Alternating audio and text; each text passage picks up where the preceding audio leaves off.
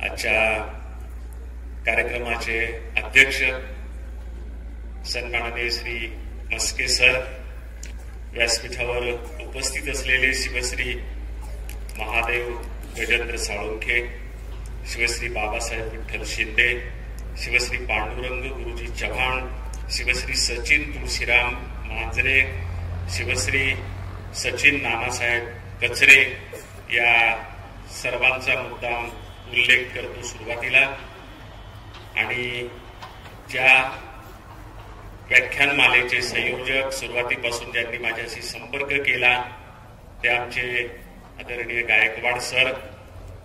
आणि मस्के सर म्हणाले तसं महाराष्ट्रात खऱ्या अर्थानं शिवजयंतीची व्याख्यानमाला घेऊन सलग 8 दिवस तुम्हाला प्रबोधन घडवणारी ही व्याख्यानमाला खरोखरच महाराष्ट्रातली एक अव्वल दर्जाची व्याख्यानमाला आहे.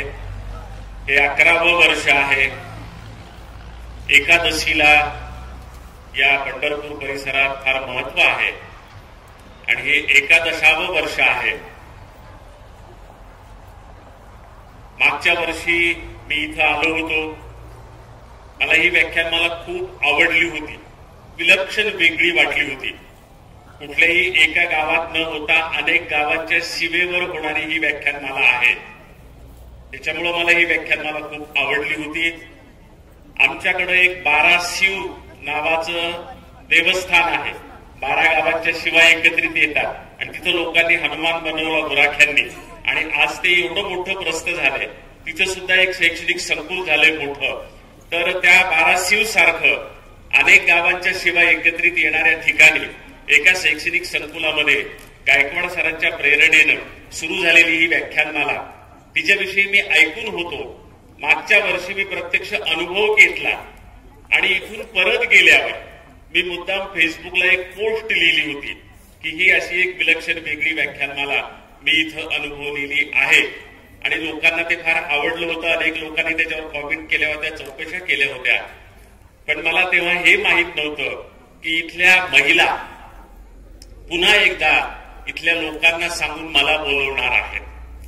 कारण मागच्या वर्षी व्याख्यानमालेमध्ये मी गावाकडे चल माझ्या दोस्ता या विषयावर बोललो होतो.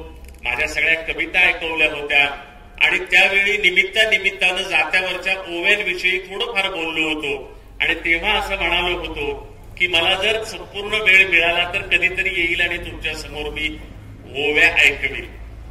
तर लगेच पुढच्या वर्षी तुम्ही मला बोलवाल आणि ओव्या ऐकवा म्हणाल, याची काय मला वाटलं नव्हतं. पण मला या वर्षी गायकवाड सरांनी फोन केला आणि ते म्हणाले की सर पुन्हा शिवजयंती व्याख्यानमालेत तुम्हाला बोलवायचे. म्हटलं सर मागच्याच वर्षी मी येऊन गेलो ना. तर ते म्हणाले नाही सर, सगळ्या महिलांची इच्छा आहे की या वर्षी तुम्ही वेगळ्या विषयावर म्हणजे जात्यावरच्या ओव्यांवर बोलावं. म्हणालो ठीक आहे. मग म्हणालो विषय काय द्यायचा, नाव काय लिहायचं विषयाचं नाव. तर म्हटलं जात्यावरच्या ओव्यावरच आपल्याला बोलायचं आहे. तर जातं गाणं गातं असा आपण विषय घेऊयात. म्हणून ते जातं गाणं गातं असा विषय आम्ही ठेवला आणि त्या विषयावर आज मी इथे मुद्दाम बोलायला आलेलो आहे. गायकवाड सर निव्वळ जात्यावरच्या ओव्यांवर याआधी मी कधी व्याख्यान केलं नाही. नेहमी आपलं कविता म्हणता मध्ये सुचलेल्या जात्यावरच्या ओव्यांवर मी बोलायचो. पण बऱ्याचदा असं होतं की एखाद्या वेळेस मी काही ओव्यांचे संदर्भ देतो आणि व्यासपीठावर बसलेल्या माणसांना मी माझा तो किस्सा सांगतो 2000 ओव्या पाठ असलेला. आणि मग व्यासपीठावरच्या एखाद्या माणसाला असं वाटतं की याला खरंच ओव्या पाठ तो उगाच म्हणायलाय. त्याच्यामुळे कधी कधी ते म्हणतात मग म्हणा 2-4 ओव्या म्हणजे तेवढ्यात परीक्षा पाहता येते. तर तेवढ्यापुरतं कधी कधी मी त्या ओव्यांवर बोललेलो आहे. पण स्वतंत्र ओव्या हा विषय घेऊन कधी बोललेलो नाही. पण या निमित्तानं ठरवलं मग बोलायचं तर ओव्यावर बोलूया. एकदा बोलायला काही हरकत नाही. जात्यावरच्या ओव्या मला पाठ आहेत त्याच्याविषयीचा किस्सा मागच्या वर्षी मी तुम्हाला सांगितला होता का की मला जात्यावरच्या ओव्या पाठ आहेत. खूप पाठ आहेत. किती पाठ आहेत माझं मलाच माहिती नाही. मी जेव्हा विद्यापीठामध्ये शिकायला गेलो आंबेडकर विद्यापीठामध्ये, तेव्हा आम्हाला लोकसाहित्य शिकवायला लोकसाहित्याचे मोठे शास्त्रज्ञ ज्यांना पद्मश्री पुरस्कार मिळाला होता ते प्रभाकर मांडे होते. वर्गामध्ये एखाद्या तत्वाच्या विशदीकरणासाठी एखाद्या ओवीची गरज पडली तर ते मांडे सर मला वर्गात म्हणायचे, इंद्रजीत अशा अर्थाची एखादी ओवी म्हण रे. तर मी वर्गात उठून उभा राहायचो आणि त्यांना एका अर्थाच्या 10 ओव्या म्हणून दाखवायचो. ते मला म्हणायचे, तुला एक ओवी म्हण म्हटलं तर तू 10 ओव्या म्हणतोस, तुला किती ओव्या पाठ आहेत? म्हटलं सर पाठ आहेत, त्याच्यामुळे किती आहेत ते माहीत नाहीये. ते म्हणाले मग किती आहेत तुला ओव्या पाठ? म्हटलं नाही ना माहीत. ते म्हणाले हे रजिस्टर घेऊन जा.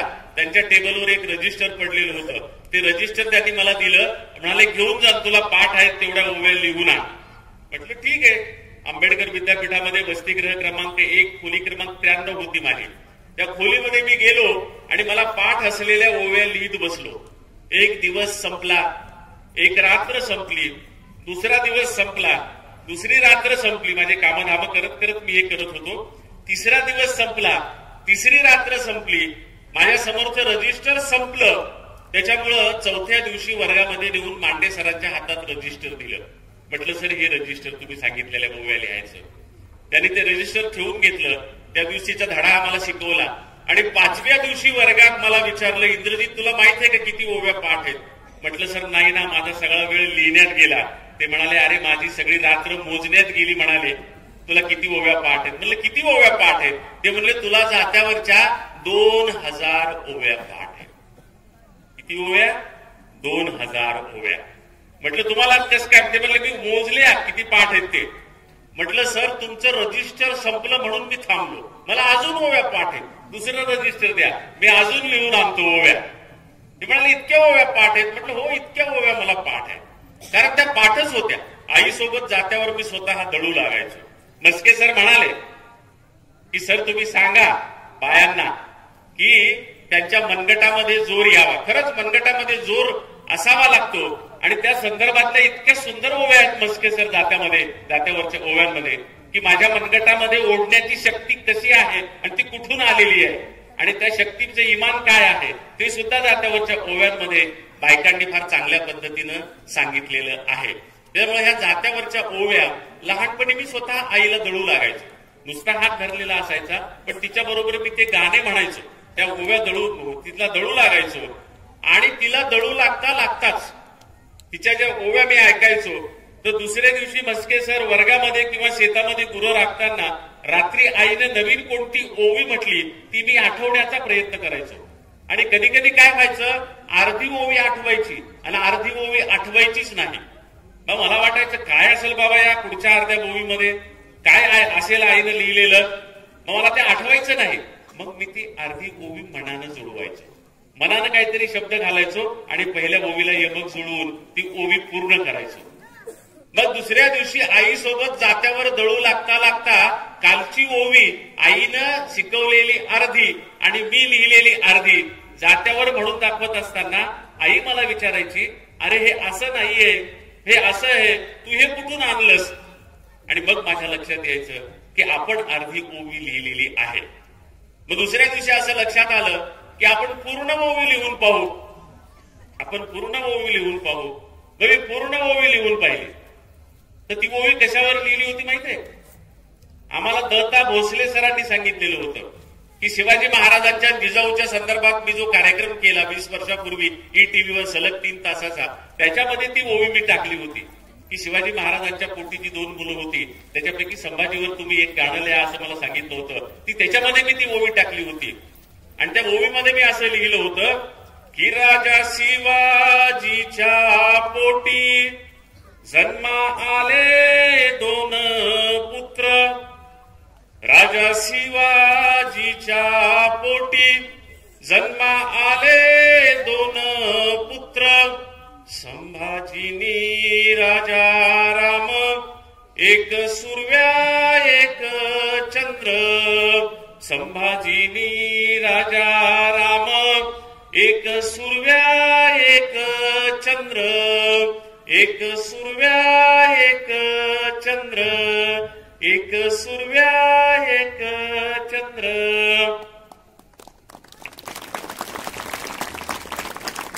माझी आई म्हणाली, अरे हे गाणं कुठून आणलं तू, हे मी तुला शिकवलं नव्हतं, हे मी कधी म्हटलं नव्हतं, तुझ्या पुस्तकात आहे का हे गाणं?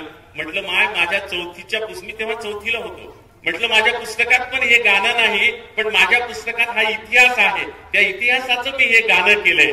आणि मग तिथून मी स्वतः कविता लिहायला सुरुवात केली. माझ्या डोळ्यासमोर कविता लिहिताना कुठलाही ज्ञानपीठ मिळवलेला कवी माझ्या डोळ्यासमोर आदर्श नव्हता.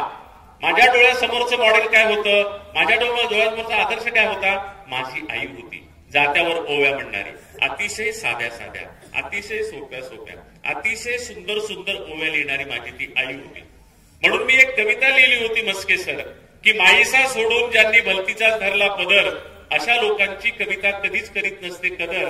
ज्यांना कधी सख्या बहिणीचा मुराळी नाही होता येत, अशांसाठी कवितेला कधीच गोड गुराळी होता येत नाही. पोटची पोर नांदायला जाताना ज्यांचा आसू ढळत नाही, अशांच्या तर मरणदारी ही कविता कधी वळत नाही. अशा पुरुषांपासूनच इतिहासात कवितेला कायम भीती होती. ज्यांनी माईचा सोडून भलतीचाच पदर धरला, ज्यांना कधी सख्या बहिणीचा मुरळी नाही होता आलं, पोटची पोर नांदायला जाताना ज्यांचा आसू ढळला नाही, अशा पुरुषांपासूनच इतिहासात कवितेला कायम भीती होती. म्हणून 700 वर्ष कविता फक्त जात्याभोवती जिती होती. म्हणून 700 वर्ष कविता फक्त जात्याभोवती जिती होती. तर ही जी जात्याभोवती जिवंत असलेली कविता होती, ती माझ्या कवितेचं मॉडेल होती, ती माझ्या कवितेचा आदर्श होती. म्हणून मी जात्यावरच्या ओव्या ज्या आहेत, त्या जात्यावरच्या ओव्या पाठ केलेल्या होत्या. आणि त्या पाठ केलेल्या ओव्यातूनच मला माझ्या कवितांची स्फूर्ती चढत गेलेली आहे. मागच्या वर्षी मला वाटतं मी एक आणखी किस्सा सांगितला होता. असाच तुमच्या व्याख्यानमालेमध्ये तिथल्या सातारा जिल्ह्यामध्ये पुसेगाव नावाचं एक संस्थान आहे, सेवागिरी संस्थान आहे खटाव तालुक्यामध्ये. व्याख्यानमाला कदाचित मस्के सर तुम्ही गेल्या असाल व्याख्याते म्हणून. त्या व्याख्यानमालेमध्ये मी व्याख्यान करत होतो आणि व्याख्यान करता करता मी जात्यावरच्या काही ओव्या म्हणून दाखवल्या. तर त्या ओव्या म्हणून दाखवल्याच्या नंतर मला जरा गर्व झाला की आपल्याला फार ओव्या येतात. त्याच्यामुळं मी काय केलं की मी त्या समोरच्या बायांना असं ऐलान केलं की बाया हो, तुमच्यापैकी कुणालाच माझ्या इतक्या ओव्या पाठ नसतील. मस्के सर जसं म्हणाले की बाबा ह्या बायांना आता नाहीत फारशा ओव्या पाठ. मला वाटलं याच्यापैकी कोणी या समोरच्या बाईपैकी ओव्या पाठ असणारी बाई नसेल. म्हणलं बायांनो, माझ्या संघ शर्यत लावा, मी कुणालाही शर्यत जिंकू देणार नाही. एक म्हातारी बाई गुडघ्यावर हात टेकवत उठून उभी राहिली आणि म्हणली, लाव माझ्या संघ शर्यत. म्हणलं आजी, आता 10 वाजलेत, संध्याकाळची व्याख्यानमाला असते अशीच. 10 वाजलेत, व्याख्यान संपत आले, आता मला भूक लागलेली आहे. ती म्हणाली, बाबा रे, मी तुला म्हणले होते का शर्यत लाव? शर्यत लाव कोण म्हणलं? तूच म्हणला होतास ना. आता माघार घ्यायची नाही. म्हटलं आजी, मी तुझ्या लेकरासारखा आहे, मला आता भूक लागलेली आहे. म्हणाली, मला माहित आहे तुला भूक लागलेली आहे, तुला मीच जेवू घालणार आहे कार्यक्रम संपल्यावर. तुझा कार्यक्रम ज्यांना आयोजित केलाय ना, त्या बाळासाहेब खटावकरांची मी आई आहे म्हणाल्या. कार्यक्रम संपला की तू माझ्याच घरी जेवायला येणार आहेस, मी तुला जेवू घालणार आहे आणि जेवण झाल्यावर मग आपण शर्यत लावू ना. म्हटलं मग ठीक आहे, काय हरकत नाही. मग बाळासाहेब खटावकरांच्या घरी आम्ही जेवायला गेलो. मस्के सरांनी त्यांचं घर पाहिलं असेल, त्यांच्या घरी आम्ही जेवायला गेलो. त्यांच्या घराच्या बाजूला छानपैकी लॉन आहे, लॉनच्या मधोमध तुळशी वृंदावन आहे. वृंदावनाच्या एका बाजूला बाळासाहेबांच्या आई बसल्या जेवण झाल्यावर रात्री 11 वाजता. दुसऱ्या बाजूला वृंदावनाच्या मी बसलो आणि जाहीर सभेत ऐलान केल्यामुळं 100-200 लोक आले होते की यांची शर्यत लागणार आहे आणि हे काय म्हणतात आणि यांचं कोण जिंकत आहे यांच्यापैकी. त्या व्याख्यानमालेत ते 100-200 लोक येऊन समोर बसलेले होते. 11 वाजता आमची शर्यत सुरू झाली. आजी एक ओवी म्हणायच्या, त्याच्या पुढची ओवी मी म्हणायचो, त्याच्या पुढची ओवी आजी म्हणायच्या, त्याच्या पुढची ओवी मी म्हणायचो. असं करत करत 11 ते 1-2 तास आमची शर्यत चालली. 1 वाजता पुन्हा एकदा गुडघ्यावर हात देऊन कडाकडा हाडं वाजवत आजी उठून उभ्या राहिल्या.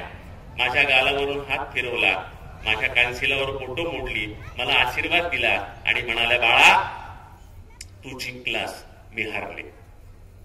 बाळा तू जिंकलास, मी हारले. तर त्या म्हातारीने मला तेव्हा आशीर्वाद दिलेला होता.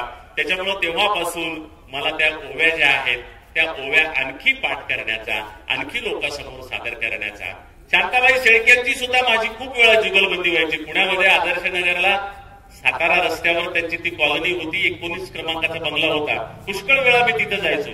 शांताबाईंच्याकडे गेलो. शांताबाई शेळके मोठ्या कवयित्री होत्या, पिक्चर मधले बरेच गाणे त्यांनीच लिहिलेले होते आणि त्या शांताबाई संस्कृतच्या प्राध्यापक होत्या. त्याच्यामुळं मी एखादी जात्यावरची ओवी म्हटली की त्याच अर्थाचा एखादा ग्रंथामधला संस्कृतचा श्लोक त्या मला म्हणून दाखवायच्या.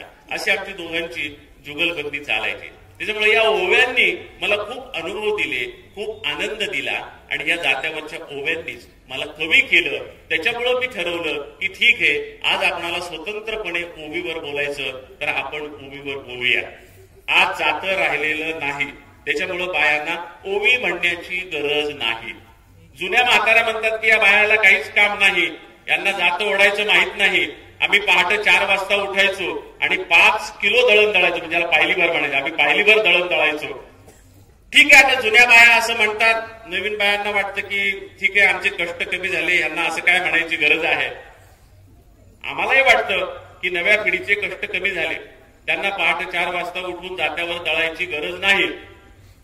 त्यांचे कष्ट कमी झाले ही चांगली गोष्ट आहे, पण त्याच्यामुळं त्यांना ओव्या येत नाहीत ही वाईट गोष्ट आहे. काय होतं बरं या ओव्यांचं वैशिष्ट्य? या ओव्यांनी काय होत होतं तर या ओव्यांनी त्या बायांचं मन सशक्त राहत होतं. शरीर तर सशक्त राहतच होतं, पण त्या बायांचं मन सशक्त राहत होतं. सशक्त असायचं त्या बायांचं मन. मानसशास्त्रज्ञांनी असं संशोधन केलेलं आहे की जातं दळण आणि जात्यावरची ओवी बंद झाल्यानंतर बायकांच्या मध्ये मनोरुग्णता वाढलेली आहे. याचं कारण असं की त्यांच्या मनातल्या भावना त्यांना मोकळ्या करता येत नाही आणि जेव्हा मनातल्या भावना मनात कोंडून राहतात तेव्हा बायकांच्या मनावर त्याचा परिणाम होतो आणि बायका थोड्याफार वेडसर होतात, थोड्याफार भोळसर होतात. मनातली गोष्ट काढून टाकली, मनातली गोष्ट समोरच्याला बोलली, मनातलं दुःख समोरच्याला सांगितलं तर माणसाचं मन मोकळं होतं. त्यामुळं सर त्या बाया त्या जात्याला काय म्हणायच्या माहितीये का? त्या जात्याला ईश्वर म्हणायच्या, त्या जात्याला देव म्हणायच्या. नाहीतरी आपले देव दगडाचेच असतात. त्या जात्याला देव म्हणायच्या. आणि तुम्हाला माहित असेल कदाचित कबीराने फार चांगलं सांगितलेलं आहे. कबीराने जात्याविषयी एक फार सुंदर दोहा लिहिलेला आहे कबीराच्या याच्यामध्ये. कबीराने असं म्हटलेलं होतं की पत्थर पूजे हरी मिले. कबीराने असं म्हटलं होतं की पत्थर पूजे हरी मिले. तुम्ही सगळेजण म्हणता की देवाची पूजा केली तर आपणाला देव मिळतो, हरी मिळतो. दगडाची पूजा केली तर पत्थर पूजे हरी मिले तो मै पूजू पहाड. मी एवढा छोटासा दगड कशाला पूजू? मी तर पहाडाची पूजा करेल एवढ्या मोठ्या. पत्थर पूजे हरी मिले तो मै पूजू पहाड. पण त्याच्या पुढे त्यांनी जे म्हटले ते जात्याविषयी म्हटले. त्यांनी असं म्हटलं कबीर महाराजांनी की पत्थर पूजे हरी मिले तो मै पूजू पहाड, तासे तो चाकी भली पीस खाय संसार. जरा जुनी हिंदी असल्यामुळे लगेच लक्षात येत नाही. तासे तो म्हणजे त्याच्यापेक्षा, चाकी भली म्हणजे जातं चांगलं का तर पीस खाय संसार. लोक त्याच्यावर दळून खातात, लोकांचं पोट भरतं. लोकांचं पोट भरण्याचं काम करणारा दगड तुमच्या ह्या निर्जीव दुसऱ्या दगडापेक्षा जास्त पवित्र आहे असं कबीर महाराजांनी जात्यावरच्या दगडाला म्हटलं होतं.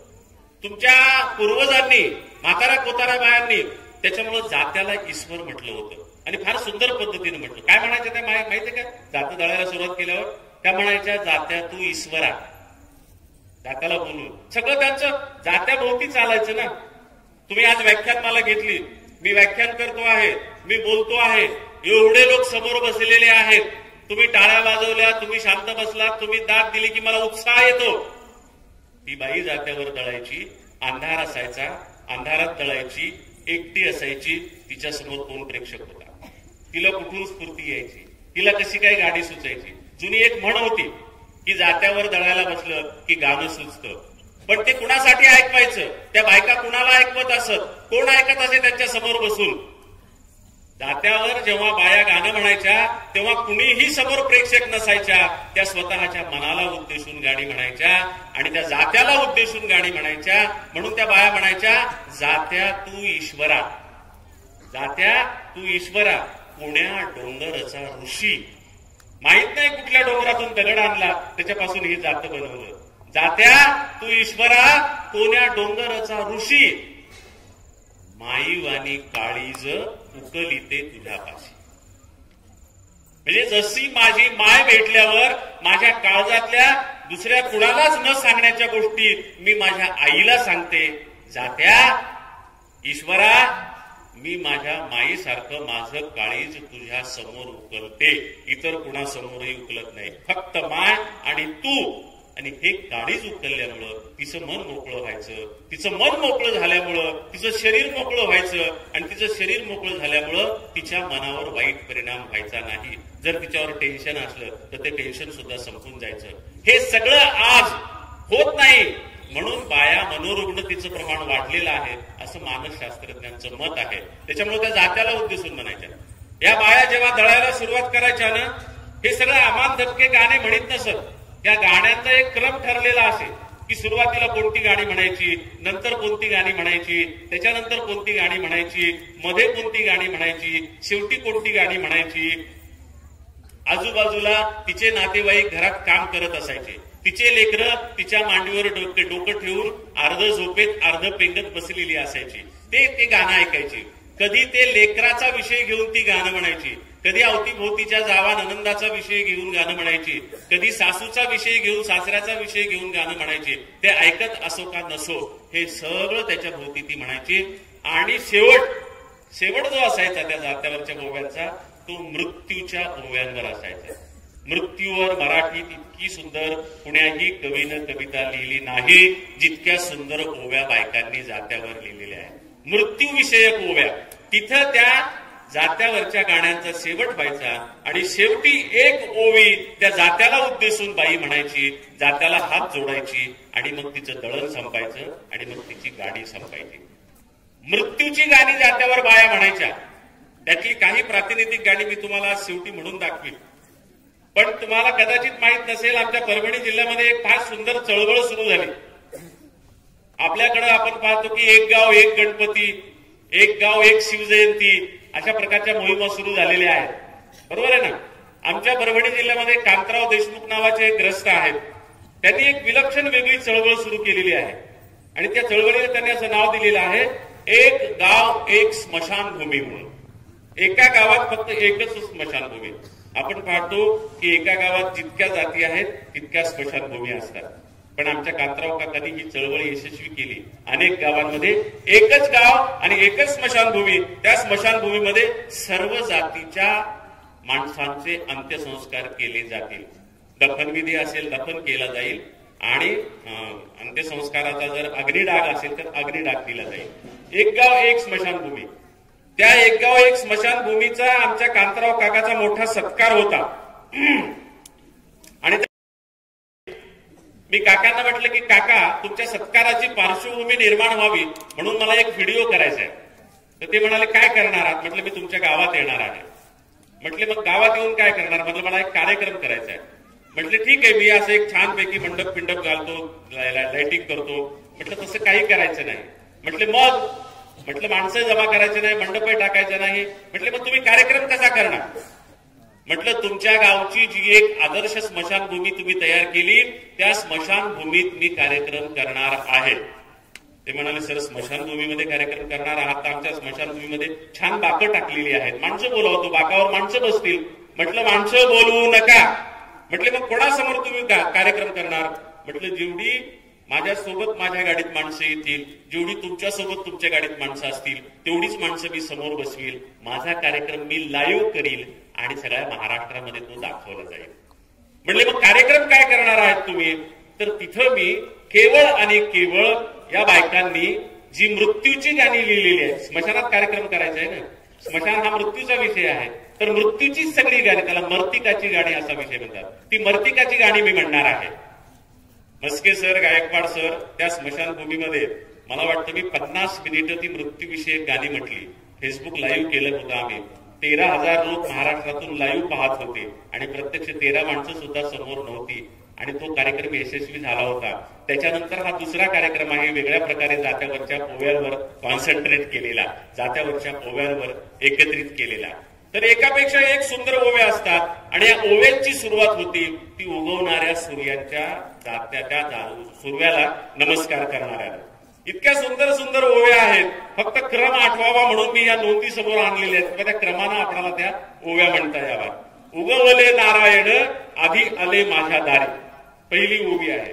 उगवले नारायण आधी आले माझ्या दारी, दही भाताची न्याहारी मग हिंडे पृथ्वी सारी. प्रत्येक बाईला वाटायचं की उगवणारा सूर्य आधी माझ्या दारात येतो.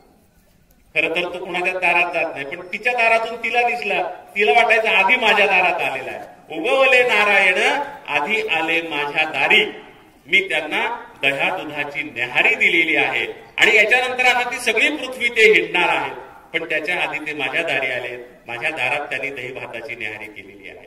ही जी श्रद्धा आहे तिची, त्या श्रद्धेपासून त्या जात्यावरच्या ओव्यांना सुरुवात पाहिजे. उगवले नारायण लाल सेंदराचा खापा, नमस्कार सूर्या बापा, अशी पुढची ओवी ती म्हणायची.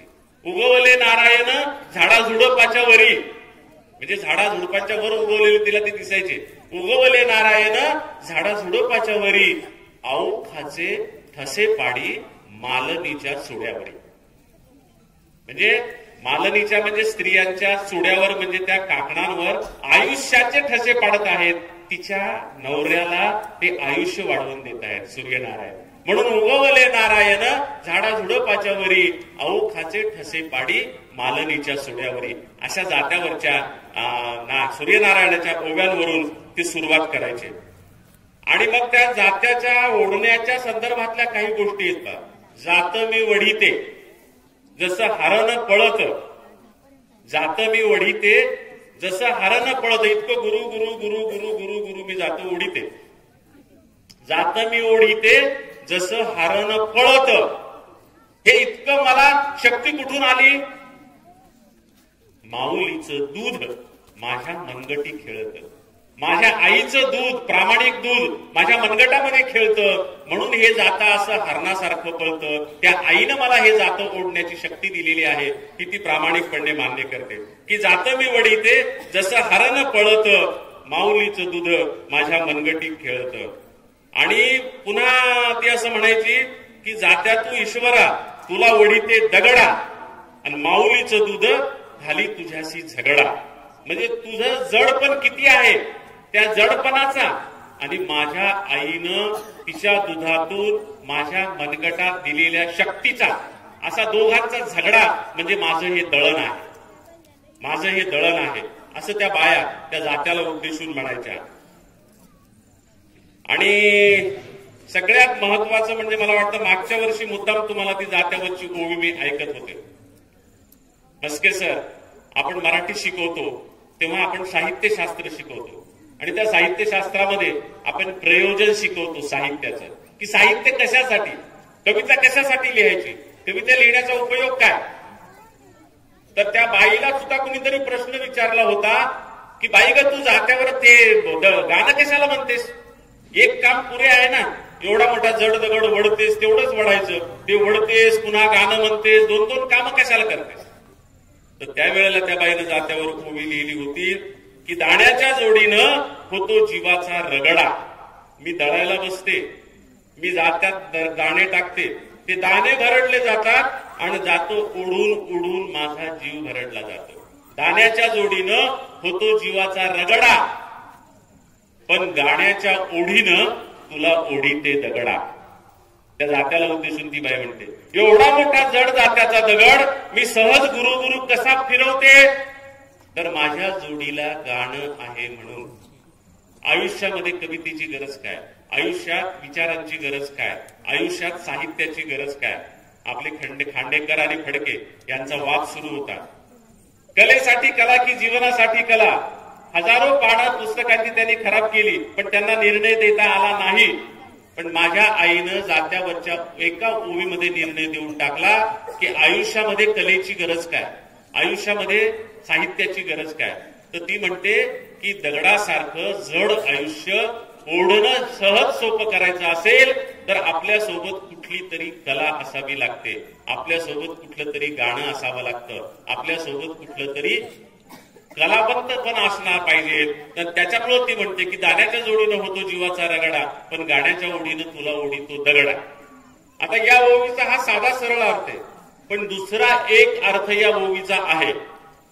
मस्के सर, बऱ्याचदा लोक म्हणतात की ज्या ओळीचा सहज अर्थ कळतो, ज्या कवितेचा सहज अर्थ कळतो, ती कविता फार महत्वाची नसते. जिचा अर्थ कळत नाही, फार बुद्धिमत्ता लावावी लागते, ती कविता जास्त महत्वाची असते. बऱ्याचदा मी असं लोकांना म्हणतो, त्या साहित्यशास्त्र सांगणाऱ्या लोकांना, की या ओवीचा अर्थ काय, तर ते म्हणतात सरळ असा अर्थ आहे. त्यांना म्हणतो लक्षणेनं या ओवीचा अर्थ काय. तर या ओवीचा मी जो दुसरा अर्थ सांगणार आहे ना बायांनो, तर तुम्ही 2-2 कानाचे 4-4 कान करून ऐका बरं का. आणि पुरुषांनो, तुम्ही तुमचे कान झाकून घ्या. तुम्ही हा पुढचा अर्थ ऐकू नका, दुसरा अर्थ. कारण त्या बाईनं असं म्हटलेलं आहे की एखाद्या बाईच्या वाट्याला दगडासारखा निर्जीव नवरा येतो, त्याला बायकोच्या कशाचंच कौतुक नसतं. आपली बायको छान गाणं म्हणते, त्याला काही कौतुक नाही. आपली बायको छान दळती, त्याला काही कौतुक नाही. आपली बायको छान स्वयंपाक करते, त्याला काही कौतुक नाही तिचं. अशा नवऱ्याला उद्देशून बाई ही ओवी म्हणते आहे, असा अर्थ लक्षात ठेवा.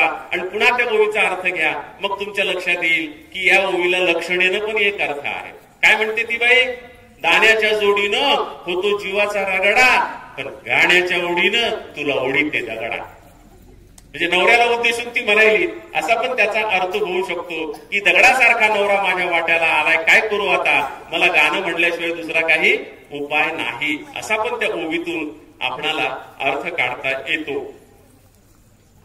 आता मी तुम्हाला मला वाटतं मागच्या वर्षी सांगितली होती का विठ्ठल आणि जनाबाई आणि रुक्मिणीच्या प्रेमकथा. सांगायची पुन्हा, ऐकायची का पुन्हा ती रुक्मिणीची आणि विठ्ठलाची लव्ह स्टोरी ऐकायची ना.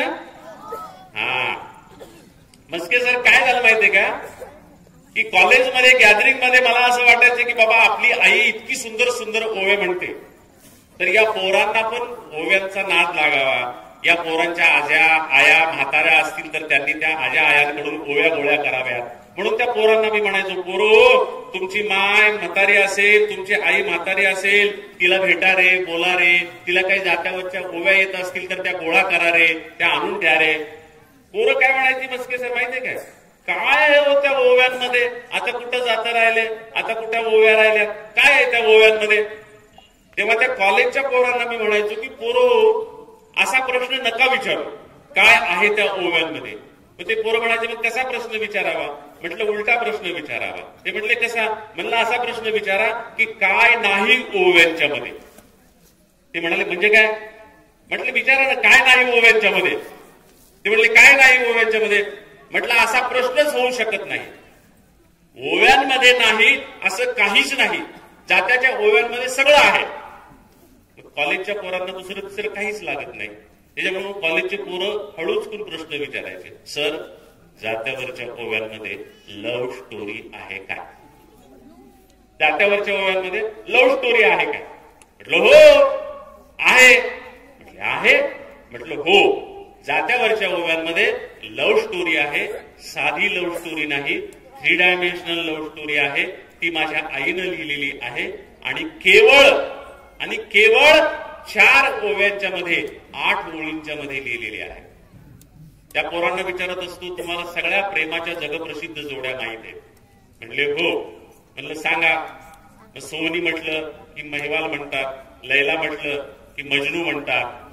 अशा सगळ्या जोड्या त्यांना माहित असतात. रोमिओ म्हटलं की जुलिएट म्हणतात. त्यांना हे पण माहित असतं की रोमिओ जुलिएट ही इंग्लिश मधलं शेक्सपियर नावाच्या जगप्रसिद्ध लेखकानं प्रतिभावंतानं लिहिलेलं नाटक आहे. मी त्यांना सहज विचारतो, कारण समोर बसलेल्या पोरांमध्ये काही पोरं इंग्रजीचे असतात, त्या पोरांना ते रोमिओ जुलिएट नाटक असते. मी त्यांना सहज विचारतो, पोरांनो हे रोमिओ जुलिएट नाटक किती पानांचं आहे.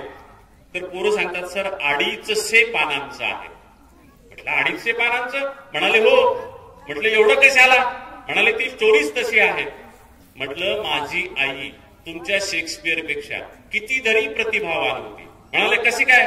म्हटलं माझ्या आईनं फक्त 4 ओव्यांच्या मध्ये ही सगळी लव्ह स्टोरी सांगितली. आणि ती साधी लव्ह स्टोरी नाहीये, 3 डायमेन्शनल लव्ह स्टोरी आहे. त्रिमितीय प्रेम कथा आहे.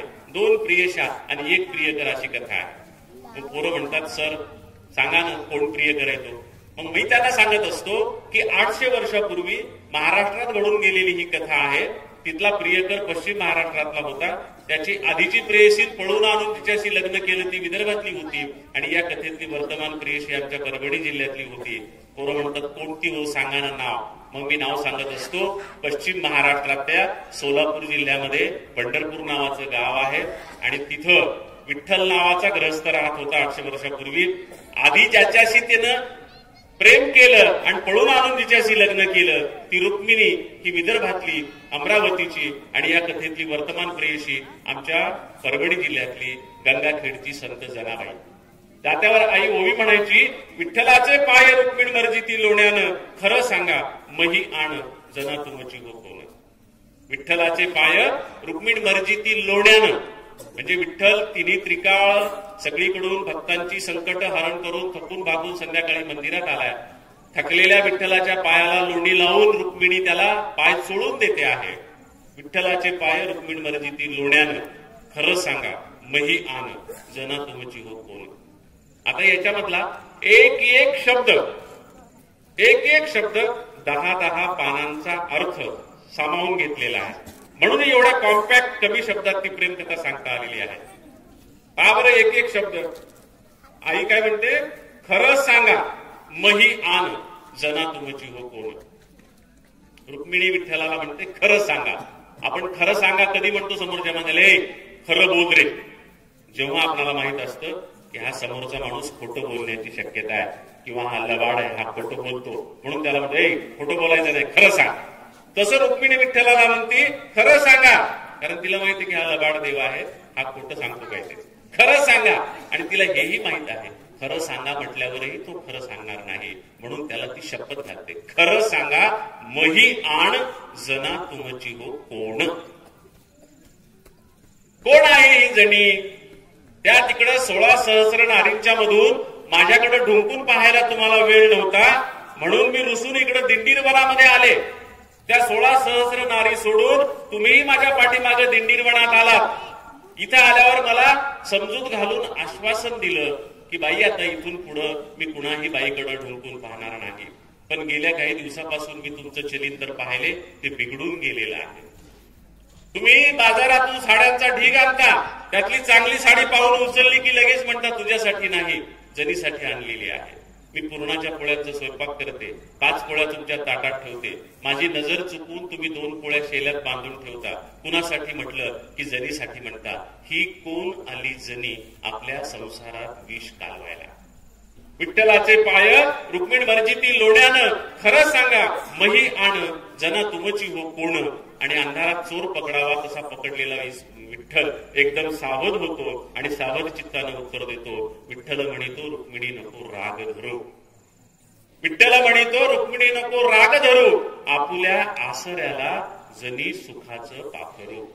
अगं माय मेली बाप मेला, आता सांभाळी विठ्ठला असं म्हणत म्हणत हे अर्धीस परदीस लेकरू मायबाप नसलेलं गंगाखेडून इथं आलं. वाळवंटात रडत बसलं होतं, म्हणून रामदेवाच्या बापानं दामा शेट्टीने त्याला घरी आणलं. नंतर आपल्याशी त्याचा लळा लागला आणि त्याच्याविषयी तू ही काय शंका घेते आहेस, अशी शंका कशामुळे घेते आहेस, अशी शंका तू घेऊ नको. विठ्ठल म्हणतो रुक्मिणी नको राग धरू, आपुल्या आसऱ्याला जनी सुखाचं पाखरू.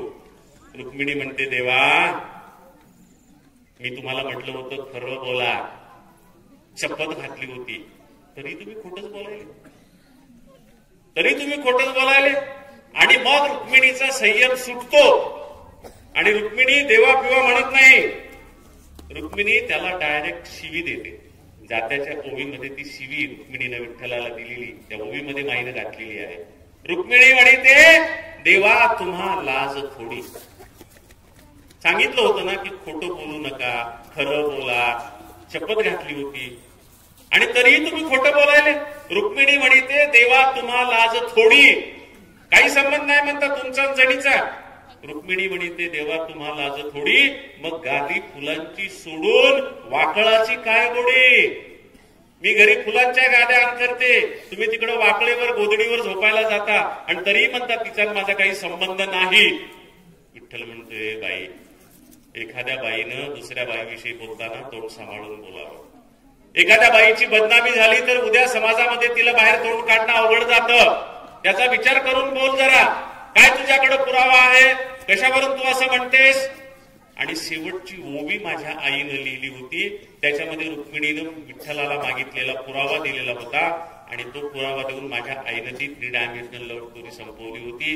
किती कॉम्पॅक्ट, किती रहस्यमय, किती सुंदर प्रेमकथा. पहिली ओवी, विठ्ठलाचे पाय रुक्मिण मर्जिती लोण्यानं, खरं सांगा मही आण जना तुमची हो कोण. दुसरी ओवी, विठ्ठल म्हणितो रुक्मिणी नको राग धरू, आपुल्या आसऱ्याला जनी सुखाचं पाखरू. तिसरी ओवी, रुक्मिणी म्हणिते देवा तुम्हाला थोडी, मग गादी फुलांची सोडून वाकळाची काय ओढी. आणि चौथी ओवी जिथं पुरावा देते, रुक्मिणी म्हणिते देवा तुमचा येतो राग. पुरावा मागता काय? रुक्मिणी म्हणिते देवा तुमचा येतो राग आणि तुमच्या धोतराला जनीच्या काजळाचे डाग. आणि तुमच्या धोतराला जनीच्या काजळाचे डाग. हा पुरावा देते रुक्मिणी आणि इथं ती कथा संपते. आणि रुक्मिणी म्हणते देवा तुमचे पुरावे धुण्याचं काम मी करते, मी काजळ लावत नाही. तुमच्या धोतराला रोज काजळाचे डाग दिसतात, ते लोकांच्या समोर येऊ नयेत, लोकांनी शंका घेऊ नये म्हणून मी ते डाग रोज धुवून काढते. आणि तुम्ही मला पुरावा मागताय. हा पुरावा देऊन ती ओवी संपते, ती प्रेमकथा संपते. मस्के सर, तुम्हाला माहित असेल 30 वर्षापूर्वी आमच्याकडे नांदेडला स्वामी रामानंद तीर्थ विद्यापीठ निघालं. या विद्यापीठाचं अभ्यास मंडळ ठरलं. या अभ्यास मंडळाची पहिली बैठक झाली आणि विद्यापीठाच्या पहिल्या पुस्तकाच्या पहिल्या पानावर काय छापावं असं जेव्हा अभ्यास मंडळानं निर्णय घेतला तेव्हा त्यांनी असं ठरवलं की आपल्या प्रदेशात जन्माला आलेली इंद्रजित भालेरावांच्या आईनं सांगितलेली रुक्मिणी आणि विठ्ठलाची ही प्रेमकथा आपल्या विद्यापीठाच्या प्रत्येक पानाच्या पुस्तकाच्या पहिल्या पानावर आपण छापूया. माझी आई कुठल्याही शाळेत गेलेली नव्हती, एक अक्षरही शिकलेली नव्हती, पूर्णपणे 24 तास रानात घरात राबायची. त्या आईनं जतन केलेल्या परंपरेनं आलेल्या तिच्या कुणातरी पूर्वजांनी लिहिलेल्या त्याच्यात थोडी भर माझ्या आईनेही घातलेली त्या ओव्या मागायला एक अख्खं विद्यापीठ माझ्या दारात आलं आणि त्यांनी माझ्या आईला भीक मागितली, बाई तुझ्या या 4 ओव्या आम्हाला दे आमच्या विद्यापीठाचा सन्मान वाढवण्यासाठी. हे कथा मी त्या शाळेतल्या कॉलेजातल्या पोरांना सांगत असतो आणि सांगत असतो बाळांनो, जात्यावरची ओवी इतकी समर्थ आहे की कुठल्याही विद्यापीठापेक्षा तुमची आई जास्त विद्वान आहे, कुठल्याही विद्यापीठापेक्षा तुमची आई जास्त शहाणी आहे. त्याच्यामुळे त्या आईकडे लक्ष द्या, त्या ओवीकडे लक्ष द्या आणि त्याच्यातून तुमच्या आयुष्याला काही नवं मिळतं का ते पहा. मुद्दाम ती मागच्या वर्षी सांगितलेली ही कथा, एवढंच मागच्या वर्षी एवढीच सांगितली होती कथा आणि मग मी ओव्या संपवल्या होत्या आणि या वर्षी आपण तो सगळा विषय घेतला. ती कथा मुद्दाम मी तुम्हाला सांगितली. त्याच्यानंतर काही गमती जमतीच्या ओव्या पण असतात. गमती जमतीच्या ओव्या, सासू असते अवतीभोवती, त्या सासूला उद्देशून ओव्या असतात. आत्याबाई सासूबाई पाया पडू द्या बागात. ती चाललेली आहे माहेरला, सासू जाता जाता सासूच्या पाया पडायला येते. सासू बागेत काहीतरी काम करत असते. ती म्हणते आत्याबाई सासूबाई पाया पडू द्या बागात, हे तर दिवाळीचं मूळ राम चालले रागात. मला न्यायला मुराळे आलेला आहे, दिवाळीचं मूळ आलेलं आहे. मी मालकाला विचारलं की मालक मला जाऊ द्या दिवाळीला, तर ते तर रागारागाने शेताला निघून गेले. त्यांनी काही मला परवानगी दिली नाही. आत्याबाई मी तुमच्या पाया पडते, मला तुम्ही परवानगी द्या आणि मला दिवाळीचं मूळ आलेलं जाऊ द्या, मला तुम्ही अडवून ठेवू नका, असं एक बाई म्हणते. दुसरी म्हणते आत्याबाई सासूबाई तुमचं सोनियाचे घोळ, आत्याबाई सासूबाई तुमचे सोनियाचे घोळ, आम्ही आसिलाचे बाळ एवढे आणणे व सांभाळ. आम्हीही कुलवंत घरातल्या सुना आहोत तुमच्या, आमच्याकडून काही चूक झाली असेल तर आम्हाला सांभाळून घ्या. एवढ्या नम्र सुना असूनही काही सासवा ते काही ऐकून घेत नाहीत, रागाराग बोलतात आपल्या सुनेला. मग सून ऐकून घेते. काही दिवस ती नवीन असते, एक दिवस तिला सगळे आपल्या सासूबाईचे गुण माहीत होतात आणि मग ती हळूचकून आपल्या सासूला म्हणते आत्याबाई सासूबाई तुमचं बोलणं रागाचं. जेव्हा केव्हा बोलतात तेव्हा रागानंच बोलतात, शांतपणे काही बोलत नाही. आत्याबाई सासूबाई तुमचं बोलणं रागाचं, पण तुमच्या हाताखाली पिल्लू नांदते वाघाचं. मी काही साधी नाहीये. मी काही साधी नाहीये. मी वाघाचं पिल्लू आहे. मी डरकाळी फोडली ना, तुमचं काही खरं नाही. त्याच्यामुळे ऐकून घ्यायला तोपर्यंत ठीक आहे. तुमच्या हाताखाली नांदत आहे पिल्लू वाघाचं, एवढं फक्त लक्षात ठेवा आणि इथून पुढे नीट बोला. पण ती सासूबाई काही नीट होत नाही. एक दिवस त्या सासूबाईचा शेवट होतो. मग सुनबाई तोपर्यंत रटलेली घटलेली असते. एक दिवस सासू मरून पडते. सुनबाईच्या लक्षात येतं आपली सासूबाई मरून गेलेली आहे. सुनबाई म्हणते, आत्याबाई सासूबाई तुम्ही केव्हा शिकलेल्या? तिला पत्ता पण नाही आपली सासू मरून पडली. ती म्हणते, आत्याबाई सासूबाई तुम्ही केव्हा शिक मेल्या? म्हणजे आपली सासू मेली ह्याचं तिला काही नाही. तिचं जे महत्वाचं काम ते पुढे दडलेलं आहे, ते अर्ध्या ओळीमध्ये येते. ती म्हणते, आत्याबाई सासूबाई तुम्ही केव्हा शिक मेल्या आणि तुमच्या कमरेच्या किल्ल्या तुम्ही कुठं ठेवल्या? कारभार, कमरेच्या किल्ल्या, कारभार ते तिच्या दृष्टीनं जास्त महत्वाचं आहे. आत्याबाई सासूबाई तुम्ही केव्हा शिक मेल्या आणि तुमच्या कमरेच्या किल्ल्या तुम्ही कुठे ठेवल्या? अशा कितीतरी छान छान ओव्या. भावा बहिणीचे असतात संबंध. भाऊ आपल्या बहिणीला खूप जीव लागतो, पण भाऊजाई कितीही म्हटलं तर जीव भावा इतका लावू शकत नाही. थोडाफार कमीच असतो तिचा. त्याच्यामुळे एक बिचारी बहीण आपल्या भावाला म्हणते, बहीण डोळे मोडी. भाऊ चांगली भारीची चोळी पाहून काढते बहिणीसाठी आणि ननंदेचा डोळा चुकून बायको आपल्या नवऱ्याला खुनवी, ती इतकी भारी कशाला घ्यायले, इतकी भारी कशाला घ्यायले, इतकी भारी कशाला घ्यायले. भाऊ घेतो चोळी, बहीण डोळे मोडी. वहिनी डोळे मोडी, वहिनी डोळे मोडी. आणि मग ती बहीण म्हणते की चाटी दादा घाला घडी, चाटी दादा घाला घडी, या चोळीची काय गोडी. जर आमच्या बहिणीच्या मनात नसेल आणि त्या खुनवत असतील एवढी भारी चोळी घेऊ नका, चाटी दादा घडी घालून ठेवा, या चोळीची मला गोडी नाही, असा त्या बहीण भावांचा संवाद सुद्धा चालतो. बहिणीचा सासूरवास भावानं आई केला. बहिणीचा सासूरवास भावानं आई केला, वाळूमध्ये इरा केला, वंजळीनं पाणी पिला.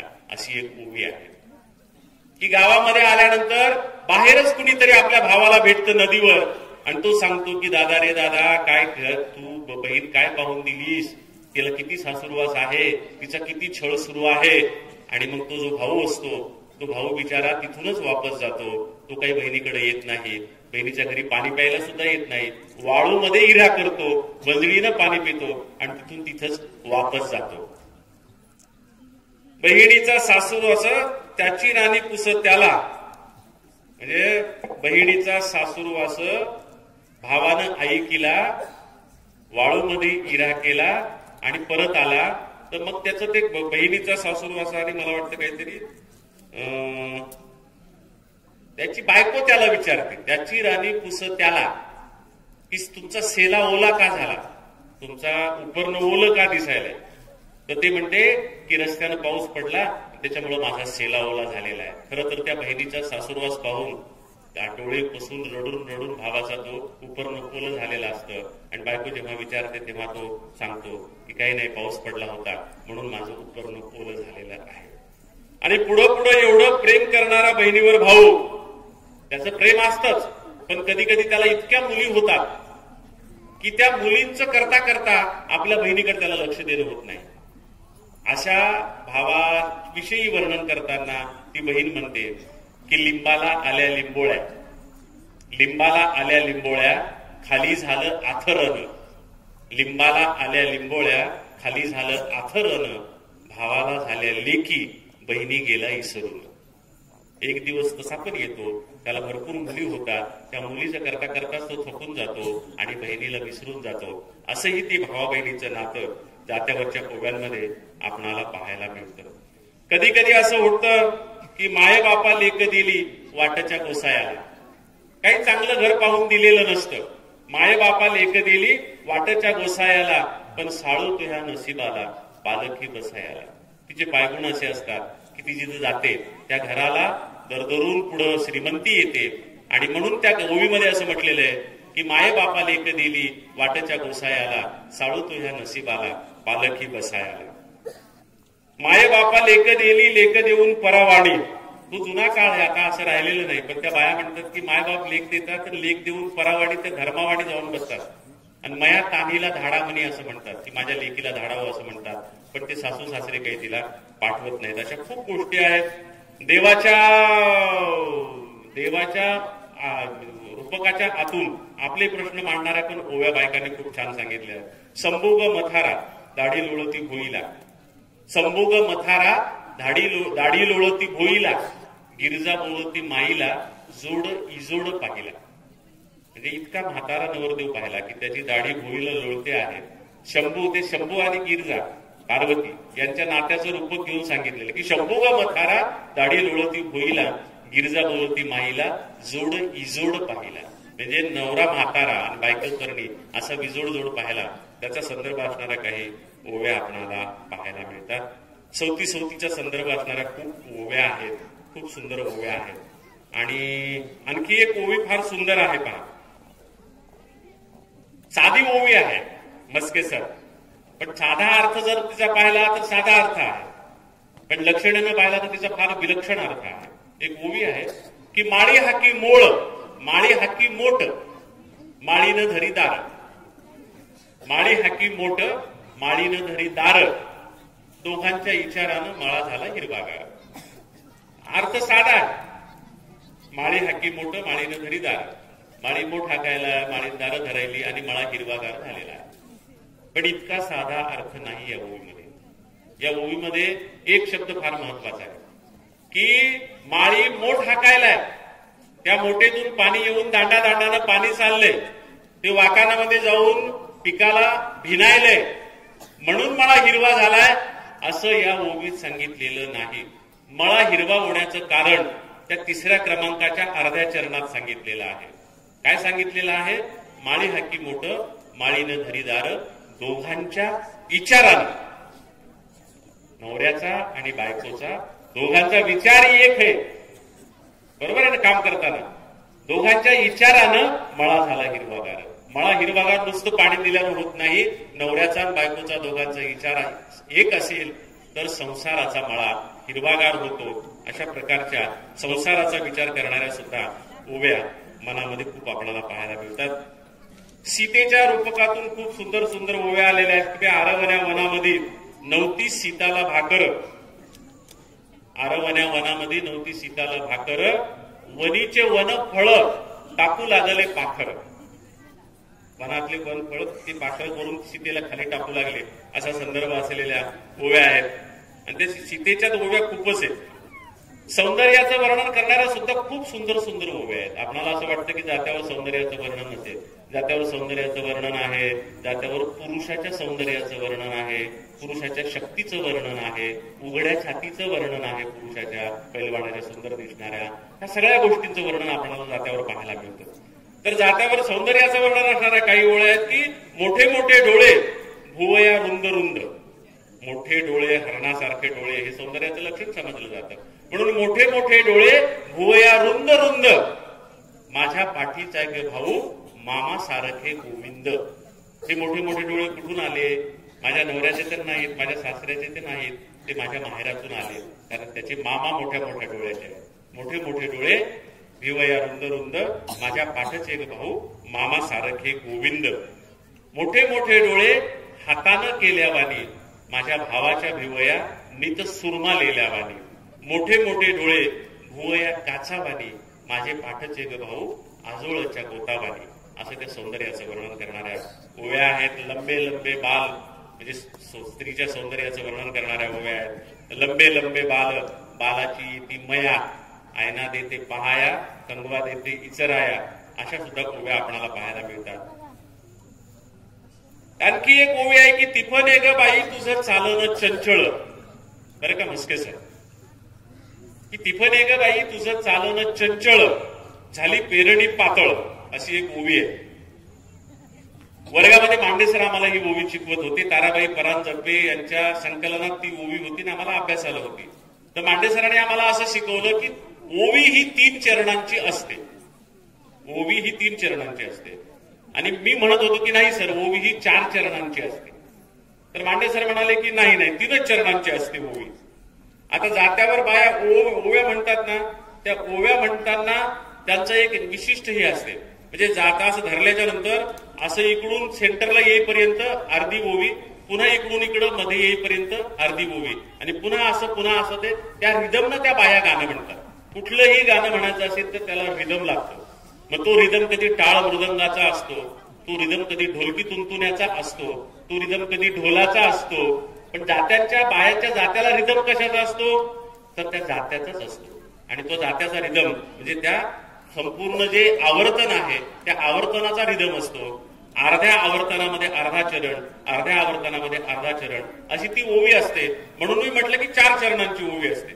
मांडे सर म्हणाले मग ही ओवी अशी कशी काय 3च चरणाची, की तिफने ग बाई तुझं चालणं चंचळ. म्हणजे ती शेतकरी बाई तिफणीला उद्देशून म्हणते, पेरणी सुरू आहे, तिफने ग बाई तुझं चालणं चंचळ, की हे तिफणे बाई तू फार घाईनं चालतेस, चंचल चालतेस, आणि झाली पेरणी पातळ. तिफने ग बाई तुझं चालणं चंचळ, झाली पेरणी पातळ. की तिफण गतीनं चालायली, त्याच्यामुळं दाणे दूर पडायले, त्याच्यामुळं पेरणी पातळ व्हायली. म्हटलं सर ही ओवी इथं संपलेली नाही. योगायोगानं ही पूर्ण ओवी मी ऐकलेली होती, पुस्तकाचं एक चरण नव्हता, पण माझ्या आईनं ती म्हटलेली मी ऐकली होती. म्हटलं सर या ओवीला आणखी एक चरण आहे. ते म्हणले आणखी एक चरण आहे. म्हटलं आहे. म्हणले ताराबाईंनी का लिहिलं नाही. म्हटलं मला माहित नाही का लिहिला नाही, त्यांना ओवी म्हणून दाखवणारी बाई विसरली असेल म्हणून लिहिला नसेल. म्हटले काय चरण आहे, आणि तो चरण जास्त महत्वाचा आहे. ती बाई असं म्हणते की तिफने ग बाई तुझं चालणं चंचळ, झाली पेरणी पातळ, आणि कणस पडले कंबळ. हे जास्त महत्वाचं आहे की ती पण घाईघाईनं चालली, दाणे दूर पडले, पेरणी पातळ झाली, आणि त्या पेरणी पातळ झाल्यामुळं ती धाट जे आहेत ज्वारीची ते दूर निघाले, त्याच्यामुळे त्यांना वाढायला स्पेस मिळाला. त्याच्यामुळं कणस कंबळा एवढाले, केळीच्या कंबळा एवढाले मोठे मोठे पडले. कणस पडले कंबळ हे त्याच्यात जास्त महत्वाचं आहे की यावर्षी ज्वारीला एवढे मोठे कणस का पडले. तुम्ही पहा, जास्त जर दाट ज्वारी झाली तर ती जास्त वाढत नाही, बाटूक होतं तिचं, आणि कणस लहान लहान येतात एवढे बिट्टे. ते दूर पडलं तर ते कणस मोठे होतात. एका अर्थानं त्या बाईनं त्या जात्यावरच्या ओवीमध्ये क्रॉप सायन्स सुद्धा सांगितलेलं आहे, शेतीशास्त्र सुद्धा सांगितलेलं आहे. म्हणून ती ओवी 4 चरणांची की तिफने ग बाई तुझं चालणं चंचळ, झाली पेरणी पातळ, कणसे पडले कंबळ, अशी ती पूर्ण ओवी आहे.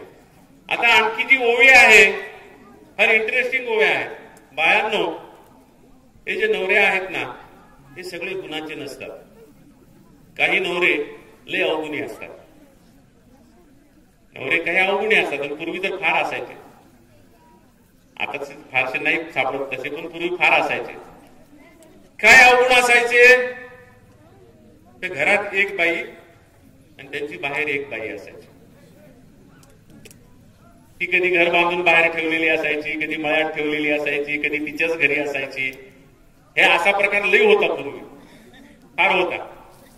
तर अशा पुरुषांना त्यांच्या बायका जात्यावर फार सुंदर उदाहरण द्यायच्या, फार सुंदर ओव्या आहेत त्या बाया असं म्हणतात की घराची अस्तुरी,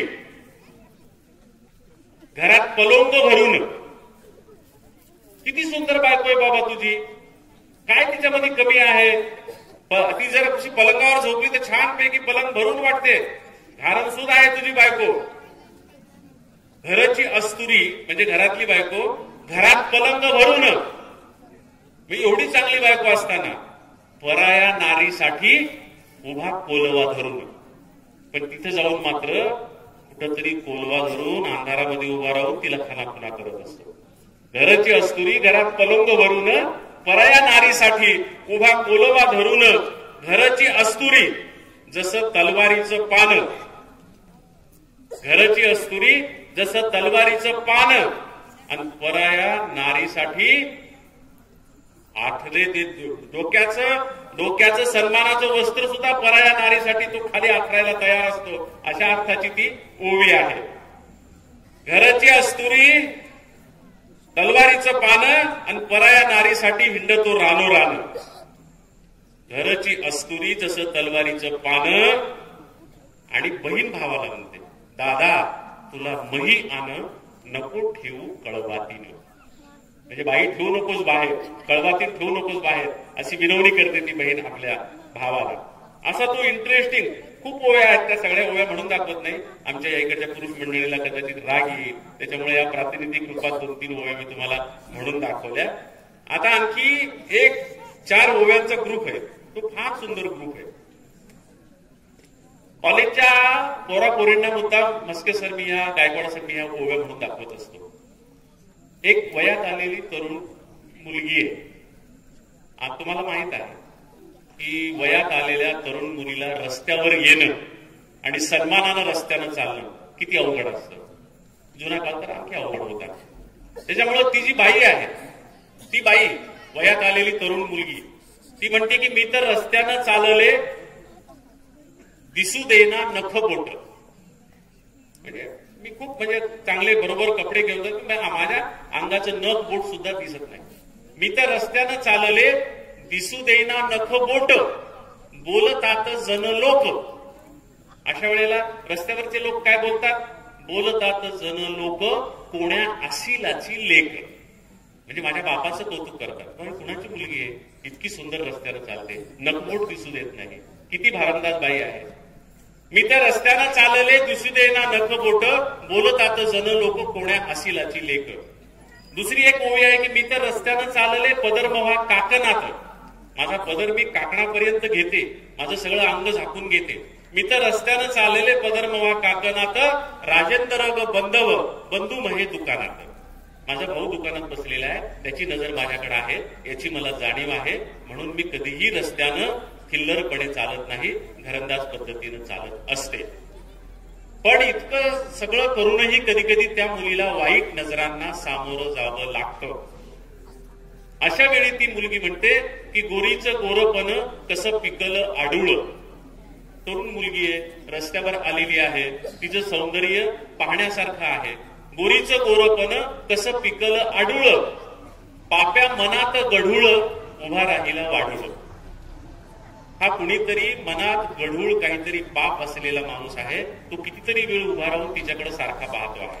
गोरीचं गोरपण कसं पिकलं आडूळ, पाप्या मनात गढूळ उभा राहिला वाढूळ. आणि आता असा कुणी जर पाहत उभा असेल तर त्या मुलीला बिचारीला धास्ती वाटते. आजूबाजूला कोणी भाऊबंद नसेल तर यानं आपल्यावर झाप घेतली, यानं आपल्याला काहीतरी त्रास दिला तर याचं काय करावं अशी भीती तिला वाटत असते. तर पुढची ओवी अशी आहे की गोरीचं गोरपण छाती मही बेगडाची. ती बाई म्हणते की आता मी काय करू बाबा, मी गोरी आहे, मला देवानं सौंदर्य दिलेलं आहे. गोरीचं गोरपण छाती मही बेगडाची. म्हणजे बेगड एक सौंदर्य या अर्थानं शब्द वापरलेला आहे. ते जे लग्न मंडपामध्ये आपण लावतो, पूर्वी चमकी बेगडा असायची, ते सौंदर्याच्या अर्थात की मला सौंदर्य दिलं देवानं, काय करू मी. गोरीचं गोरपण छाती मही बेगडाची. पण त्या समोरच्या माणसाला म्हणते खाली पहा येड्या, माझ्याकडं पाहत पाहत माझ्या बरोबरीनं असं चालू नकोस. माझा भाऊ मला मदत करायला जवळ नाही, पण निर्जीव वस्तू देखील माझा भाऊ म्हणून मला मदत करू शकतात. म्हणून ती म्हणते की गोरीचं गोरपण छाती मही बेगडाची, खाली पहा येड्या ठेच लागल दगडाची. कारण रस्त्यावर तू माझ्याकडे पाहत चाललास, रस्त्याकडे पाहत नाही चाललास तर समोरचा दगड ठेच पाडून तुला आडवा पाडील आणि माझ्या भावाची जागा घेईल. त्याच्यामुळे तू नीट पाहून चाल. अशा सुद्धा ओव्या संदर्भाच्या, आपल्या इज्जतीच्या रक्षणाच्या बायकांनी जात्यावर बोललेल्या मी ऐकलेल्या आहेत. आणि बाया, मी तुम्हाला सांगितलं की आईजवळ जसं काळीज उकलतात, सुखाच्या दुःखाच्या, सासरमध्ये जे सुख दुःख असतं त्या सुखाच्या दुःखाच्या बांधी ते मी पुड्या, माहेरात माईपशी उकली ते थोड्या थोड्या. माहेरात गेल्यानंतर माईजवळ मी त्या सुखदुःखाच्या पुढ्या उकलत असते. अशा अर्थाच्या अनेक ओव्या आपल्याला पाहायला मिळतात. आणि मग मरणाच्या सुखाच्या दुःखाच्या ज्या ओव्या आहेत त्या ओव्या आपल्याला पाहायला मिळतात की गेला मवा जीव पुरुष रडतो चोरून. त्याच्यातली एकच ओवी फक्त मी सांगतो तुम्हाला की ती मेलेली जी बाई आहे. बऱ्याचदा आपण असं करतो, गायकवाड सर तुम्ही आता पुरोगामी विचाराचे पायिक आहात, ही व्याख्यान मला त्याच्यासाठी चालवत आहात, मला फार महत्वाचं वाटतं. तुम्ही सगळी पुस्तकं भेट देता, शाली काही नाही हो, घरात कोपऱ्यात पडतात, माणसाला नीट वापरता पण येत नाहीत. फुलं पण सुकून जातात. पण ही जी पुस्तकं देतात तुम्ही वैचारिक, ही पुस्तकं विचार कायम त्या माणसाच्या घरामध्ये राहतात. तो माणूस कधी रिकामी वेळ भेटली तर तो विचार डोक्यात घेतो, त्याचे विचार सुचतात. पुरोगामी विचार घेऊन तुम्ही चाललेले आहात. तुकाराम महाराजांच्या संदर्भातही अनेक पुरोगामी विचार आज आपण करत असतो. तुकाराम महाराजांच्या अभंगामध्ये 12 अभंग असे आहेत की जे अभंग तुकाराम महाराजांनी मेल्यानंतर स्वर्गातून पाठवले असं सांगितलं जातं. ते सगळे अभंग काय आहेत? तुकाराम महाराजांनी मृत्यूविषयी लिहिलेले अभंग. आम्ही जातो आमच्या गावा, आमचा राम राम घ्यावा, तुमची आमची हीची भेटी, येथून या जन्म तुटी, असा तो अभंगाचा एक ग्रुप आहे 12 अभंगाचा. पण ते स्वर्गातून लिहून पाठवण्याची काय गरज आहे? मृत्यूची कल्पना करून तुकाराम महाराजांनी लिहिलेले ते अभंग आहेत.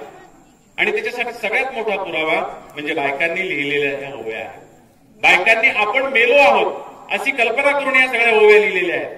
आपण मेलो आहोत, आपला जीव गेलेला आहे, आपल्या भोवती आपले नातेवाईक जमा झालेले आहेत, आपल्या अंत्यसंस्काराची तयारी सुरू आहे, कोण कोण काय काय करत आहे, भाऊ काय करत आहेत, आई कशी रडत आहे, बाप कसा धावत पळत आलेला आहे आणि आपला नवरा कसा हे करत आहे, हे सगळं वर्णन तो मेलेला आत्मा त्या स्त्रीचा वरून पाहतो आणि त्या सगळ्याचं वर्णन करतो. हे तुकाराम महाराजांनी अशाच प्रकारे आपल्या मृत्यूची कल्पना करून ते अभंग लिहिलेले असावेत असं मला वाटतं. कारण हे अभंगात तसेच आहे की ती बाई असं म्हणते की गेला मवा जीव, पुरुष रडतो चोरून. एकच ओवी त्यातली म्हणून दाखवतो.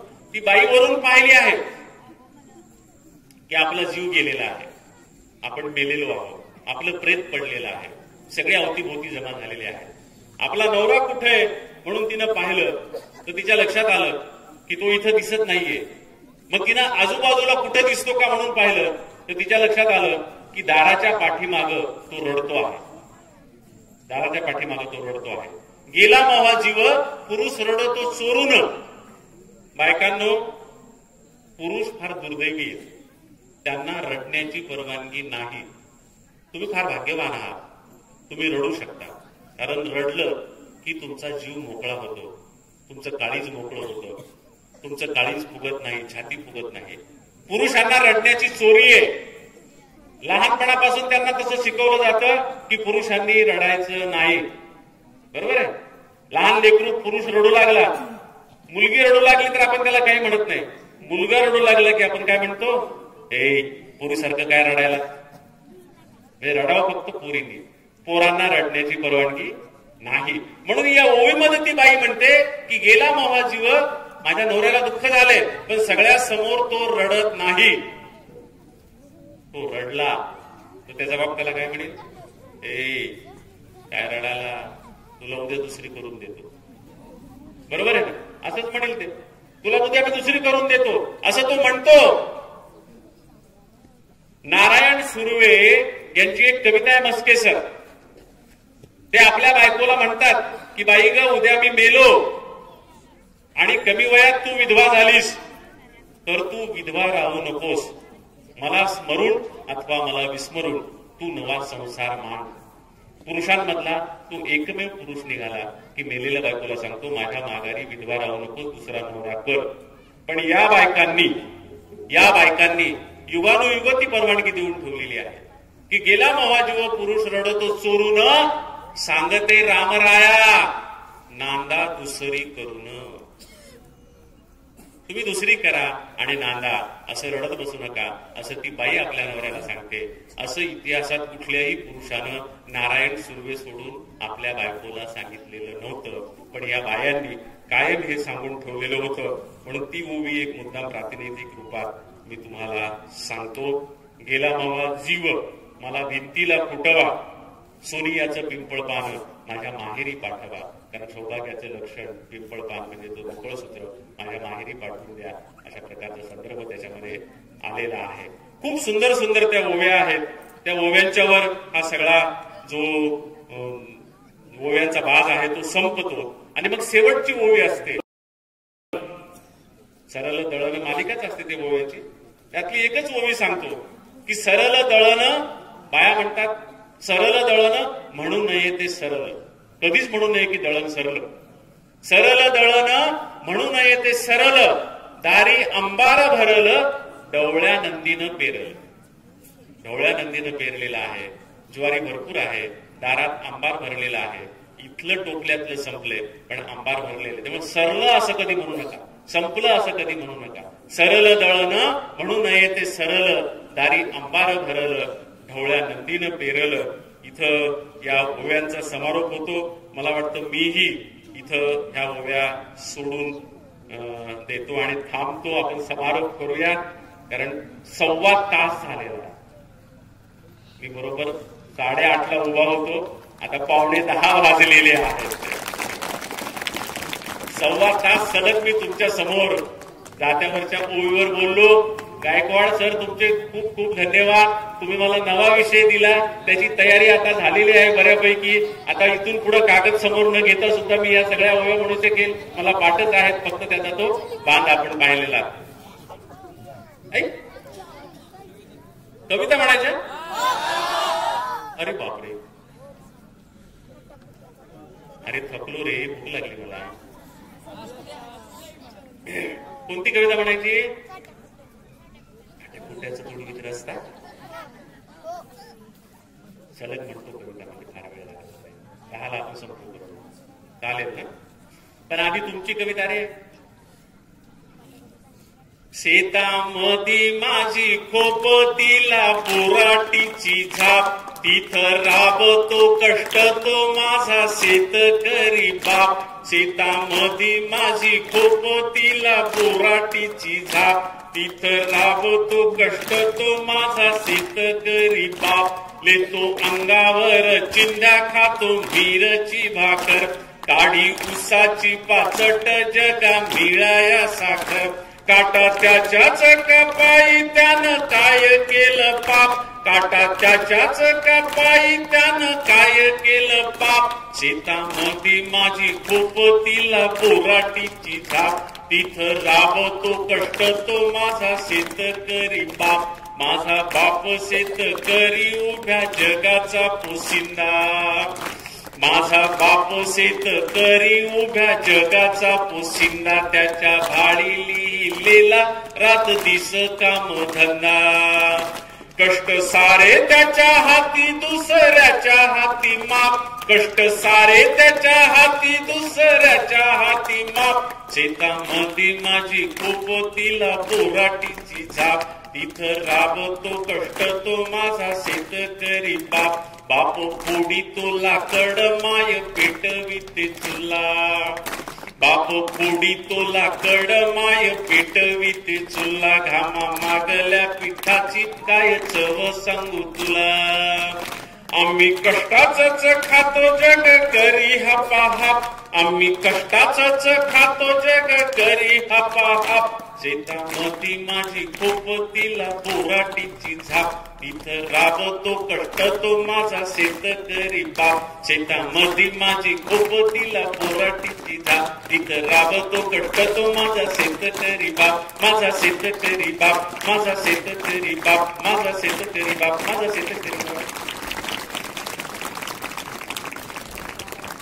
आता कुठलीही पार्श्वभूमी न सांगता, शिवजयंती असल्यामुळं मागच्या वर्षी जी म्हटली होती ती जिजाऊंची कविता, ठीक आहे ना? ही तुमच्यासाठी, त्यांच्यासाठी, बरोबर आहे ना? एकुलती एक लाडाची लेक, जिजाऊ शिकते भाला फेक. एकुलती एक लाडाची लेक, जिजाऊ शिकते भाला फेक. घोड्यावरती रान फिरती, डोंगरकडे सहज चढे. घोड्यावरती रान फिरती, डोंगरकडे सहज चढे. तलवार हातीबाई करी लख लख, तलवार हातीबाई करी लख लख. जिजाऊ शिकते भाला फेक. एकुलती एक लाडाची लेक, जिजाऊ शिकते भाला फेक. तू बाई फू, तू बाई तू, हाताला धर गर गर गर. फू बाई फू, तू बाई तू, हाताला धर गर गर गर. मारगिर की बाई भुई लटेक, मारगिर की बाई भुई लटेक. जिजाऊ शिकते भाला फेक. एकुलती एक लाडाची लेक, जिजाऊ शिकते भाला फेक. डाव मांडला, जीव भांडला, डाव जिंकला, घाव लिपला, डाव मांडला, जीव भांडला, डाव जितला, घाव लिपला, बाजू घेतली बाई मनात नेक, बाजू घेतली बाई मनात नेक, जिजाऊ शिकते भाला पेक, एकुलती एक लाडाची लेक, जिजाऊ शिकते भाला फेक, लाडीचे लाड हिरवा ग, हातात चुडा हिरवा ग, लाडीचे लाड हिरवा ग, हातात चुडा हिरवा ग, पायानं भरल्या मापाला ठेच, पायानं भरल्या मापाला ठेच, जिजाऊ शिकते भाला फेक, एकुलती एक लाडाची लेक, जिजाऊ शिकते भाला फेक, एकुलती एक लाडाची लेक, जिजाऊ शिकते भाला फेक, जिजाऊ शिकते भाला फेक, जिजाऊ शिकते भाला फेक, जिजाऊ शिकते भाला फेक, जिजाऊ शिकते भाला फेक, जिजाऊ शिकते भाला फेक. आता शेवटची कविता म्हणतो. या कवितेला टाळ्या वाजवायच्या नाही. ही कविता म्हटली की मी थांबतो. त्याच्यामुळं ही कविता म्हटल्यानंतर मी बोलणार नाही. म्हणून ही कविता म्हणायच्या आधी मला या कार्यक्रमासाठी पुन्हा बोलवलं, त्याबद्दल मी संयोजकाचे आभार मानतो. या माऊल्यांनी त्यांना सुचवलं की सरांना पुन्हा बोलवा, जात्यावरच्या ओव्यावर बोलायला लावा. त्याबद्दल मी त्यांचे हात जोडून खूप खूप आभार मानतो. मी 1.25 तास 75 मिनिट इतकं गंभीर जात्यावरच्या ओव्यांवर बोललो आणि तुम्ही छोट्या छोट्या बाळांना इतका वेळ शांत बसून तुम्ही ऐकलं, त्याबद्दल तुमचे हातपाय जोडून तुम्हाला नमस्कार आणि तुमचे आभार. शेवटची कविता. मागच्या वर्षी मी काय केलं होतं की स्टॉल लावला होता आणि कार्यक्रम संपला की तुमच्या लगेच पंक्ती असतात, त्यामुळे पुस्तकाकडे कुणी आलं नव्हतं. पण या वर्षीही पुस्तक आहेत पण स्टॉल लावणार नाही. कुणाला पुस्तकं हवे असतील तर जेवण झाल्यावर आमच्याशी संपर्क करा, एवढी फक्त सूचना करतो. पुन्हा एकदा सगळ्यांचे आभार मानतो. शेवटची कविता म्हणतो. या कवितेला टाळ्या नको, कारण मग जरा स्पीड कमी जास्त होते. कविता म्हणतो आणि थांबतो. चालेल. काट्या कुट्याचा तुडवीत रस्ता, माझ्या गावाकडं चल माझ्या दोस्ता. काट्या कुट्याचा तुडवीत रस्ता, माझ्या गावाकडं चल माझ्या दोस्ता. कशी उन्हात उन्हात तळतात माणसं, कशी मातीत मातीत मळतात माणसं. कशी उन्हात उन्हात तळतात माणसं, कशी मातीत मातीत मळतात माणसं. कशी खातात जीवाला खस्ता, माझ्या गावाकडं चल माझ्या दोस्ता. काट्या कुट्याचा तुडवीत रस्ता, माझ्या गावाकडं चल माझ्या दोस्ता. काळा बापाच बापाच हिरवं राहण, काळा माईन माईन पिकवलं सोनं. काळा बापाच बापाच हिरवं राहण, काळा माईन माईन पिकवलं सोनं. पण त्यांच्या घामाचा भाव लई सस्ता, माझ्या गावाकडं चल माझ्या दोस्ता. काट्या कुट्याचा तुडवीत रस्ता, माझ्या गावाकडं चल माझ्या दोस्ता. इथं डब्यात तुला साखर लागते गोड, तिथं शेतात माझ्या बापाच्या हाताला फोड. इथं डब्यात तुला साखर लागते गोड, तिथं शेतात माझ्या बापाच्या हाताला फोड. पण भाव ठरतो त्याला न पुसता, माझ्या गावाकडं चल माझ्या दोस्ता. काट्या कुट्याचा तुडवीत रस्ता, माझ्या गावाकडं चल माझ्या दोस्ता. जेव्हा दुष्काळ दुष्काळ गिरट्या घाली, तेव्हा गावाला गावाला कुणी न वाली. जेव्हा दुष्काळ दुष्काळ गिरट्या घाली, तेव्हा गावाला गावाला कुणी न वाली. कसे सुगीत घालतात गस्ता, माझ्या गावाकडं चल माझ्या दोस्ता. काट्या कुट्याचा तुडवीत रस्ता, माझ्या गावाकडं चल माझ्या दोस्ता. या भूमीचा मूळ अधिकारी, बाप झालाय आज भिकारी. या भूमीचा मूळ अधिकारी, बाप झालाय आज भिकारी. गाव असून झालाय फिरस्ता, माझ्या गावाकडं चल माझ्या दोस्ता. काट्या कुट्याचा तुडवीत रस्ता, माझ्या गावाकडं चल माझ्या दोस्ता. कशी उन्हात उन्हात तळतात माणसं, कशी मातीत मातीत मळतात माणसं, कशी खातात जीवाला खसता. माझ्या गावाकडं चल माझ्या दोस्ता, माझ्या गावाकडं चल माझ्या दोस्ता, माझ्या गावाकडं चल माझ्या दोस्ता. धन्यवाद सर. आजच्या कार्यक्रमाचे आभार प्रदर्शन आमचे सहकारी मित्र माननीय शिवश्री धनाजीराजे गायकवाड सर यांनी करावे अशी मी त्यांना विनंती करतो.